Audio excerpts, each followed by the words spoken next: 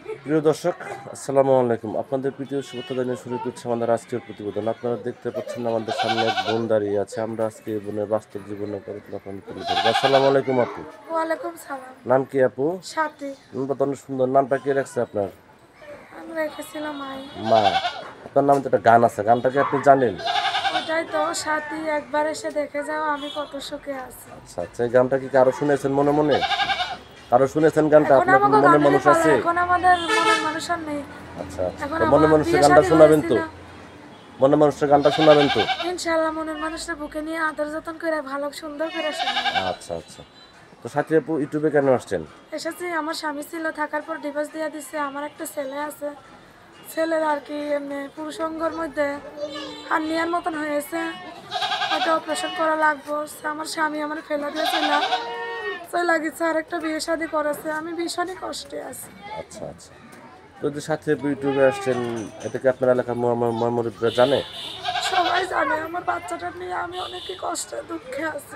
আচ্ছা আচ্ছা। এই বাচ্চাটা যে ফেলে চলে গেলো, তো আপনার স্বামী, আগের স্বামী কি আপনাকে ভরণ পোষণ দেয়, টাকা পয়সা দেয় না? কিচ্ছু দেয় না, সম্পর্কে আমি একবারই মানুষের শেষ। বাড়িতে কাজ করে ছেলেটারে নিয়ে চলি, কিচ্ছু দেয় না। তো বাচ্চার যে খরচ সেটাও দেয় না? সেটাও দেয় না, বাচ্চাটার অপারেশন করতে পারি না টাকার দুঃখে। স্বামী তো ডিভোর্স দিয়ে দিচ্ছে, ডিভোর্স দিয়ে দিলে সে কি আর টাকা পয়সা দেয়? বাচ্চা আমার লেখাপড়া দিয়ে দিচ্ছে সিস্টেমে সই করে। আচ্ছা আচ্ছা, আপনি কি কাজ করেন? আমি কাম করি, আমি সেলাই মেশিনের কাম করি। আমার বাচ্চার ছেলের বয়স হয়েছে 4 বছর। আচ্ছা আচ্ছা। তো সেলাই মেশিনে যে কাজ করেন, কয় টাকায় বেতন পান আপনি? আমি বেতন পাই 7,000 টাকা। ফুলের কাম করি, ফুলের মালা বানাই, দোকানে দোকানে দিয়ে আসি। তো সবার জন্য ফুলের মালা বানান, আপনার জন্য তো কেউ ফুলের মালা বানায় না। যদি কোনো ব্যক্তি আপনাকে ফুলের মালা নিয়ে দাঁড়ায় থাকে, যদি বলে সাথী। দাঁড়ায় থাকলে ইনশাল্লাহ তাই আমার এই বুকের মাঝে থাকবে। আচ্ছা আচ্ছা। তো আপনি কি আর কিছু বলতে চান দর্শকদের উদ্দেশ্যে? আমি বলতে চাই, আমার ছেলেটা আছে অপারেশন করার লাগা। যদি কোনো ভাইরা আমার ছেলেটারা দেখা, আমারে দেখা, যদি আমার পাশে থাকে। আমার ছেলের নাম হয়েছে জুবায়েদ খান।